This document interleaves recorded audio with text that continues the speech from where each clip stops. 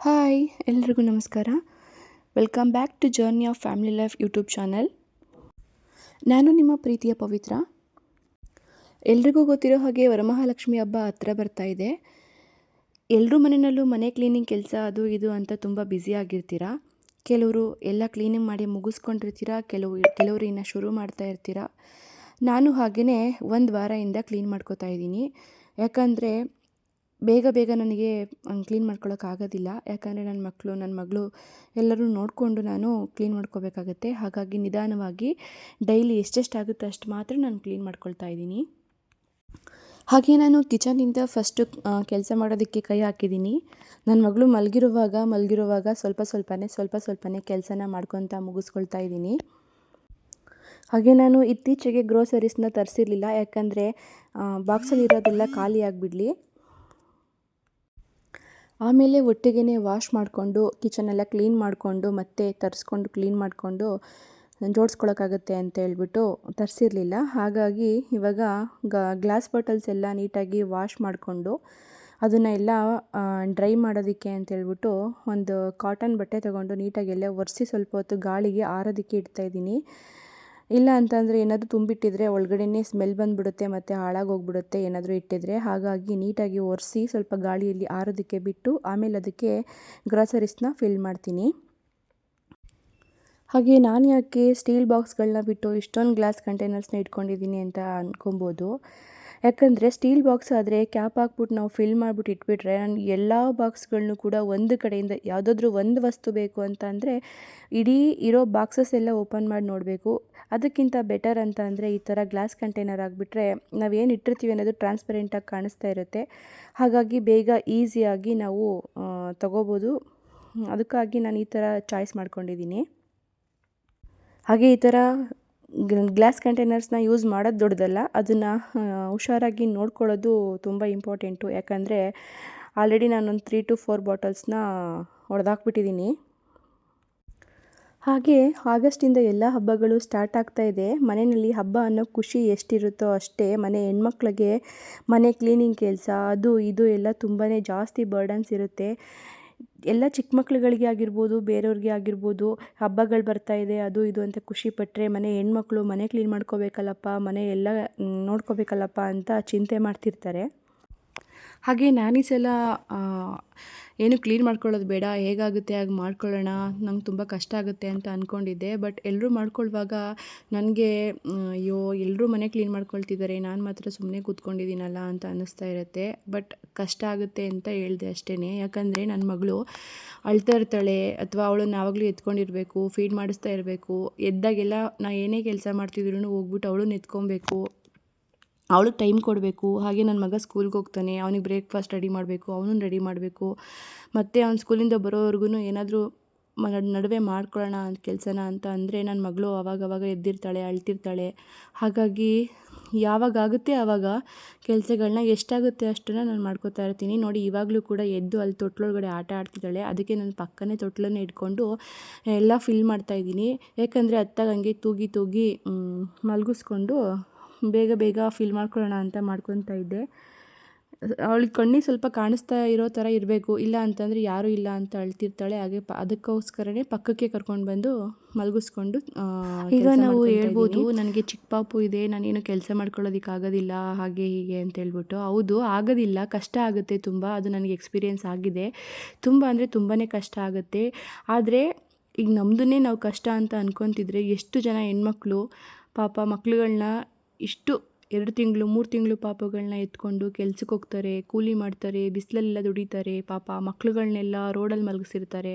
ಅಂಥ ತಾಯಂದಿರು ಎಷ್ಟು ಕಷ್ಟಪಡ್ತಿರ್ತಾರೆ. ಅಂಥವ್ರ ಮುಂದೆ ನಮ್ಮ ಕಷ್ಟ ಏನೇನೂ ಅಲ್ಲ ಅಂತ ಅನಿಸುತ್ತೆ. ಹಾಗೆ ದೊಡ್ಡೋರು ಹೇಳ್ತಾರಲ್ವಾ, ನಾವು ಬೇರೊಬ್ಬರು ಜೀವನನ ನೋಡಿ ನಾವು ಹಾಗಿರಬೇಕಿತ್ತು ಅಂತ ನಾವು ಆಸೆ ಪಡ್ತಿರ್ತೀವಿ. ಆದರೆ ನಮ್ಮ ಜೀವನನ ಇನ್ನೊಬ್ಬರು ನೋಡಿ ನಾವು ಹಂಗಿರಬೇಕಿತ್ತು ಅಂತ ನಮ್ಮ ಜೀವನನ ಒಬ್ಬರು ಆಸೆ ಮಾಡ್ತಿರ್ತಾರೆ. ಹಾಗಾಗಿ ನಾವಿರೋದ್ರಲ್ಲಿ ಖುಷಿ ಪಡಬೇಕು. ನಮಗಿಂತ ಜೀವನ ಕೊಟ್ಟಿದೆಯಲ್ಲಪ್ಪ ದೇವರೇ ಅಂತ ಥ್ಯಾಂಕ್ಸ್ ಹೇಳಬೇಕು. ನಮಗಿಂತನೂ ತುಂಬ ಕಷ್ಟಪಟ್ಟು ತುಂಬ ಕಷ್ಟದಲ್ಲಿ ಜೀವನ ಮಾಡ್ತಿರೋರು ಇರ್ತಾರೆ. ಈ ಥರ ನಾವು ಜೀವನ ಮಾಡ್ತಿದ್ದೀವಿ ಅಂತ ಅಂದರೆ ಯಾವುದೋ ಜನ್ಮದ ಪುಣ್ಯಗಳು ಅಂತ ನಾವು ಅಂದ್ಕೋಬೇಕಾಗತ್ತೆ. ಹಾಗೆ ಬೇಗ ಬೇಗ ಕೆಲಸ ಮುಗಿಸ್ಕೊಳ್ಳೋದಕ್ಕೆ ನಾನು ಯಾವ ಥರ ಟಿಪ್ಸ್ನ ಹುಡುಕೊಂಡಿದ್ದೀನಿ ಅಂತ ಹೇಳಿದ್ರೆ, ನಾನು ಎಲ್ಲ ಕೆಲಸಗಳ್ನು ಒಂದೇ ಸಲ ಗುಡ್ಡೆ ಹಾಕೊಳ್ಳೋದ್ರಿಗಿಂತ ಸ್ವಲ್ಪ ಸ್ವಲ್ಪನೇ ಒಂದು ಕಡೆಯಿಂದ ಕೆಲಸ ಮಾಡಿಕೊಂಡ್ರೆ ಈಸಿ ಆಗುತ್ತೆ. ಹಾಗೆ ನಮಗೆ ತುಂಬ ಕೆಲಸ ಇದೆ ಅಂತ ನಮಗೂ ಅನ್ಸೋದಿಲ್ಲ. ಇಷ್ಟೊಂದೆಲ್ಲ ಹರಿಕೊಂಡು ಕೂತಿದ್ದೀವಲ್ಲ ಅಂತ ಅನ್ಸೋದಿಲ್ಲ. ಯಾಕಂತಂದರೆ ಒಂದೇ ದಿನ ರೂಮು, ಕಿಚನ್ನು, ಟಾಯ್ಲೆಟು ಎಲ್ಲ ವಾಶ್ ಮಾಡ್ತೀವಿ, ಎಲ್ಲ ಕ್ಲೀನ್ ಮಾಡ್ತೀವಿ ಅಂತ ಅಂದರೆ ಒಂದೇ ದಿವಸ ಕಷ್ಟ ಆಗುತ್ತೆ. ಅದಕ್ಕೆಲ್ಲ ಹೆಲ್ಪ್ ಮಾಡೋದಕ್ಕೆ ಅಂತ ಮನೇಲಿ ಜನ ಇದ್ದರೆ ಏನೂ ಅನ್ಸೋದಿಲ್ಲ. ಎಲ್ಲನೂ ಒಬ್ಬರೇ ಮಾಡೋದು ಅಂತ ಅಂದರೆ ಒಂದೊಂದೇ ಕೆಲಸಗಳನ್ನ ಲಿಸ್ಟ್ ಮಾಡಿಕೊಂಡು ನಾವು ಮಾಡ್ಕೋಬೇಕಾಗುತ್ತೆ. ಹಾಗೆಯೇ ನಾನು ಕೂಡ ನಾಳೆ ಏನಾದರೂ ಕೆಲಸ ಮಾಡ್ಕೋಬೇಕು ಅಂತ ಇದ್ದರೆ, ತುಂಬ ಜಾಸ್ತಿ ಕೆಲಸ ಇದ್ದರೆ ಫಸ್ಟೇ ಪ್ಲ್ಯಾನ್ ಮಾಡ್ಕೊತೀನಿ. ಯಾವ ಥರ ಅಂತ ಅಂದರೆ, ಇವಾಗ ವಿಂಡೋಸ್ ಎಲ್ಲ ಕ್ಲೀನ್ ಮಾಡಬೇಕು, ವಿಂಡೋಸ್ ಎಲ್ಲ ಒರೆಸ್ಬೇಕು ಅಂದರೆ, ಸ್ಕ್ರೀನೆಲ್ಲ ವಾಶ್ ಮಾಡಬೇಕು ಅಂತ ಅಂದರೆ ಅದನ್ನು ಒಂದು ದಿವಸ ಬರ್ಕೊತೀನಿ. ಸ್ಕ್ರೀನೆಲ್ಲ ವಾಶ್ ಮಾಡಿ ವಿಂಡೋಸ್ ಎಲ್ಲ ಕ್ಲೀನ್ ಮಾಡಿಕೊಂಡು ಮಗುನ ನೋಡಿಕೊಂಡು ಮತ್ತು ನೆಕ್ಸ್ಟ್ ಏನಾದರೂ ಫ್ರೀ ಆಗಿದ್ದರೆ ಬೇರೆ ಕೆಲಸಗಳನ್ನ ಮಾಡ್ಕೊತೀನಿ. ಇನ್ನೊಂದು ದಿವಸ ಲಿವಿಂಗ್ ರೂಮ್ನ ಮಾಡ್ಕೊತೀನಿ, ಸೋಫಾ ಎಲ್ಲ ಕ್ಲೀನ್ ಮಾಡ್ಕೊಳ್ಳೋದು ಅಥವಾ ಶೋಕೇಶ್ ಎಲ್ಲ ಕ್ಲೀನ್ ಮಾಡ್ಕೊಳ್ಳೋದು ಅದನ್ನು ಮಾಡ್ಕೊತೀನಿ. ಇನ್ನೊಂದು ದಿವಸ ಕಿಚನಲ್ಲಿ ಕಿಚನ್ ಸ್ಲ್ಯಾಬ್ಸ್ ಆಗಿರ್ಬೋದು ಮತ್ತು ಡ್ರಾಯರ್ಗಳಾಗಿರ್ಬೋದು ಅದನ್ನೆಲ್ಲ ಕ್ಲೀನ್ ಮಾಡ್ಕೊತೀನಿ. ಚಿಮ್ನಿ ಎಲ್ಲ ಒಂದು ಕಡೆಯಿಂದ ಕ್ಲೀನ್ ಮಾಡ್ಕೊತೀನಿ. ಸೊ ಗ್ರಾಸರೀಸ್ ಎಲ್ಲ ಫಿಲ್ ಮಾಡಿದ್ದಾಯಿತು. ನನಗೂ ಬಟ್ಟೆ ಎಲ್ಲ ಸ್ವಲ್ಪ ಖಾರದ ಪುಡಿ, ಸಾಂಬಾರು ಪೌಡರೆಲ್ಲ ನಾನು ಫಿಲ್ ಮಾಡಿದ್ನಲ್ಲ, ಬಟ್ಟೆ ಎಲ್ಲ ಸ್ವಲ್ಪ ಡಸ್ಟ್ ಆಗಿತ್ತು. ಸೊ ನನಗೆ ಪಾಪು ಎಲ್ಲ ಎತ್ಕೊತೀನಲ್ವ, ಪಾಪು ಎಲ್ಲಿ ಆಮೇಲೆ ಬಿಡ್ತಾಳೋ ಖಾರದ ಪುಡಿ ಘಾಟೆಲ್ಲ ಇದು ಬರುತ್ತಲ್ಲ ಅಂತೇಳ್ಬಿಟ್ಟು ನಾನು ಹೋಗಿ ಡ್ರೆಸ್ ಚೇಂಜ್ ಮಾಡಿಕೊಂಡು ಬಂದೆ. ಇವಾಗೆಲ್ಲ ಫಿಲ್ ಮಾಡ್ಕೊಂಡಿರೋದನ್ನ ಜೋಡಿಸ್ಕೊತಾ ಇದ್ದೀನಿ. ಹಾಗೆ ನಾಳೆ ನನ್ನ ಮಗಳಿಗೆ ವ್ಯಾಕ್ಸಿನ್ ಇದೆ 3.5 ಮಂತ್ದು. ಅವಳನ್ನು ಕೂಡ ಕರ್ಕೊಂಡೋಗಿ ವ್ಯಾಕ್ಸಿನೆಲ್ಲ ಹಾಕಿಸ್ಕೊಂಬರ್ಬೇಕು. ಹಾಗಾಗಿ ಇವತ್ತು ಬೇಗನೆ ಫಿಲ್ ಮಾಡ್ಕೊತಿದ್ದೀನಿ. ಯಾಕಂದರೆ ಜ್ವರ ಏನಾದರೂ ಬಂತು ಅಂದರೆ ನನ್ನ ಮಗಳು ಸ್ವಲ್ಪ ಜಾಸ್ತಿ ಕೇರಾಗಿ ನೋಡ್ಕೊಬೇಕು. ಅವಳ ಪಕ್ಕನೇ ಇರಬೇಕು, ಅವಳ ಜೊತೆನೇ ಎತ್ಕೊಂಡೆಲ್ಲ ನೋಡ್ಕೊತಾ ಇರಬೇಕಾಗುತ್ತೆ. ಮತ್ತು ಟೈಮ್ ಟು ಟೈಮ್ ಜ್ವರ ಬರುತ್ತಾ ಇಲ್ವಾ ಅಂತ ಎಲ್ಲ ನೋಡ್ಕೊಬೇಕು. ಹಾಗಾಗಿ ಎಷ್ಟಾಗುತ್ತೆ ಅಷ್ಟು ಕೆಲಸನ ಬೇಗ ಅವಳು ಮಲಗಿರುವಾಗ ಮುಗಿಸ್ಕೊತಾ ಇದ್ದೀನಿ. ಹಾಗೆ ನನ್ನ ಮಗಳಿಗೆ ಇವಾಗ 4 ಮಂತ್ ಕಂಪ್ಲೀಟಾಗಿ 5th ರನ್ ಆಗ್ತಾ ಇದೆ. ಹಾಗೆ ಇವಾಗ ಅವಳು ನಾವು ಮಾತಾಡೋದನ್ನು ಅಬ್ಸರ್ವ್ ಮಾಡ್ತಾಳೆ, ರೆಸ್ಪಾನ್ಸ್ ಮಾಡ್ತಾಳೆ, ಕೂಗ್ತಾಳೆ, ನಗ್ತಾಳೆ, ಏನಾದರೂ ಒಂದು ಆ್ಯಕ್ಟಿವಿಟಿ ಮಾಡ್ತಿರ್ತಾಳೆ. ಅದನ್ನೆಲ್ಲ ನೋಡಿದಾಗ ತುಂಬ ಖುಷಿ ಆಗುತ್ತೆ.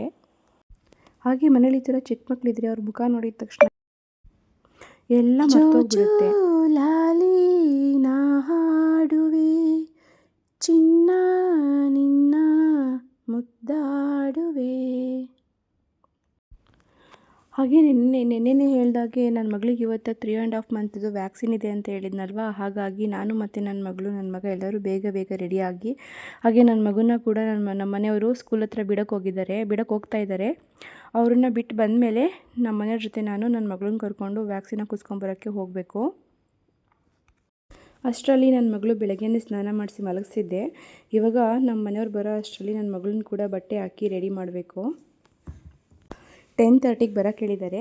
ಅಷ್ಟರಲ್ಲಿ ನಾನು ನನ್ನ ಮಗಳನ್ನ ರೆಡಿ ಮಾಡಿಕೊಂಡು ತಿಂಡಿ ಎಲ್ಲ ತಿಂದ್ಕೊಂಡು ಹೊರಡಬೇಕು. ಹಾಗೆ ಒಬ್ಬಳು ತಾಯಿಗೆ ಮಗು ಹತ್ತಾಗ ಖುಷಿನೂ ಆಗುತ್ತೆ, ದುಃಖನೂ ಆಗುತ್ತೆ. ಅದು 2 ಸಂದರ್ಭದಲ್ಲಿ. ಮಗು ಹುಟ್ಟಿದ ತಕ್ಷಣ ಹತ್ತಾಗ ಅಳು ಸೌಂಡ್ ಕೇಳಿ ತಾಯಿ ಪಟ್ಟಿರೋ ಕಷ್ಟ ಎಲ್ಲ ಮರ್ತೋಗ್ತಾಳೆ, ಅವಳಿಗಾಗಿರೋ ನೋವೆಲ್ಲ ಮರ್ತೋಗ್ತಾಳೆ. ಅದು ಎಷ್ಟೇ ನೋವಿದ್ರೂ ಕೂಡ ಆ ತಾಯಿ ಮುಖದ ಮೇಲೆ ನಗು ಬರುತ್ತೆ. ಹಾಗೆ ಅದೊಂದನ್ನು ಬಿಟ್ಟರೆ ತಾಯಿ ಮಕ್ಕಳು ಇನ್ಯಾವ ಸಮಯದಲ್ಲೂ ಕೂಡ ಹತ್ತಾಗ ಸಹಿಸ್ಕೊಳ್ಳೋದಿಲ್ಲ. ಮಕ್ಕಳು ಎಷ್ಟು ನೋವು ಪಡ್ತಾರೆ, ಮಕ್ಕಳು ಎಷ್ಟು ಸಂಕಟ ಪಡ್ತಾರೆ, ಅದಕ್ಕೆ 100 ಪಟ್ಟು ತಾಯಿ ಮನಸ್ಸಲ್ಲಿ ಸಂಕಟ ಪಡ್ತಿರ್ತಾಳೆ ಮಕ್ಕಳು ಅಳುವಾಗ, ಮಕ್ಕಳು ನೊಂದ್ಕೊಳ್ಳುವಾಗ. ಅದೇ ಅಲ್ವಾ ತಾಯಿ ಪ್ರೀತಿ ಅಂತ ಹೇಳಿದ್ರೆ. ನೋಡಿ, ವ್ಯಾಕ್ಸಿನ್ ಹಾಕಿಸ್ಕೊಂಬರೋದಕ್ಕೆ ನನ್ನ ಮಗಳನ್ನ ಜಿಂಕ್ ಚಾಕಾಗಿ ರೆಡಿ ಮಾಡ್ತಾಯಿದ್ದೀನಿ. ನನ್ನ ಮಗಳೆಲ್ಲೋ ನಮ್ಮಮ್ಮ ಔಟಿಂಗ್ ಕರ್ಕೊಂಡು ಹೋಗ್ತಿದ್ದಾಳೆ ಅನ್ನೋ ರೀತಿ ಖುಷಿಯಾಗಿ ರೆಡಿ ಆಗ್ತಿದ್ದಾಳೆ. ಅವಳಿಗಿನ್ನ ಗೊತ್ತಿಲ್ಲ ಇಂಜೆಕ್ಷನ್ ಹಾಕಿಸ್ಕೊಂಡು ಬರೋದಕ್ಕೆ ಕರ್ಕೊಂಡು ಹೋಗ್ತಿದ್ದೀನಿ ಅಂತ ಹೇಳ್ಬಿಟ್ಟು ಫುಲ್ ಖುಷಿಯಾಗಿ ಮಲಗಿದ್ದು ಅವಾಗ ತಾನೇ ಎದ್ದಿದ್ರಲ್ವ. ಹಾಗಾಗಿ ಫುಲ್ ಖುಷಿಯಾಗಿ ಎದ್ದು ರೆಡಿ ಆಗ್ತಿದ್ದಾರೆ ನಗಾಡಿಕೊಂಡು.